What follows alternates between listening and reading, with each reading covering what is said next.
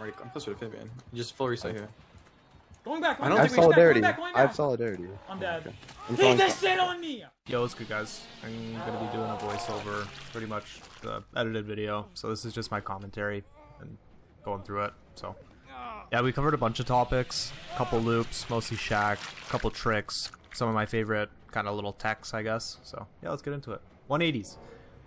Do 180s. I'm telling you, if you're a tornado, I swear, survivors will run into you, right? Nice back rev. Oh my god, Eric. Oh wow. It's okay. This is for content. Anyway, you see, like, she runs into me, right? And obviously if you're doing this trick too much, people will just adapt, but then it just becomes a mind game. Okay, Shaq. There's so many different ways people can play Shaq. It's all dependent on how much distance you really have with the survivor. So yeah, if they go for the window, go for an S-curve in. Perhaps they're gonna crouch in the corner. You just gotta play patient, right? A lot of the time they'll play like a locker. So most of the time holding the chainsaw is better, but if you're absolutely certain that they're gonna go for either the pallet or the window, just send it. So limitations. So these are like little gimmick spots, I guess, for survivors to be in, especially in Autohaven, where all these like height differences are. Yeah, like if they're crouching, their hitbox is lower, you get stuck.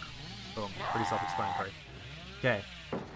Almost any time a pallet's dropped, I'm always moving left and right to try to get the survivor to stand where I want, usually in the middle, right? With overdrive engravings, you can close that gap quite easily. So here's an example, right?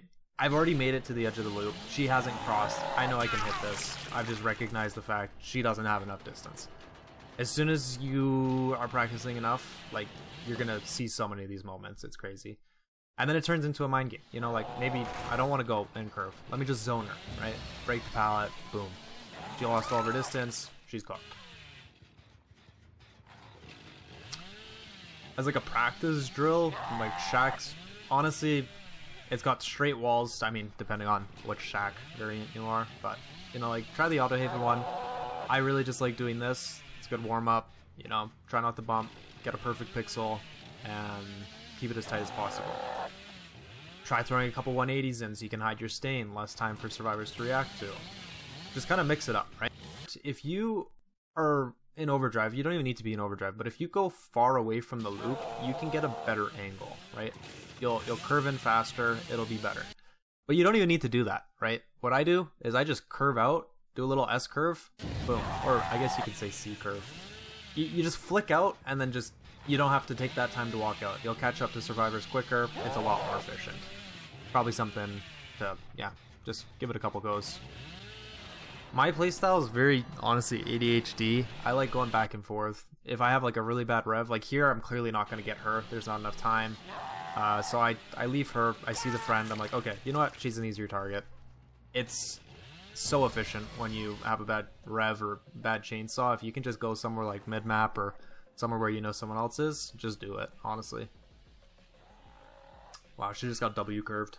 Keep in mind, sometimes survivors will go into lockers. That's a whole mind game in itself. But, most of the time, honestly, you're just better off holding the chainsaw. Especially if, like, the survivors already kind of fear you.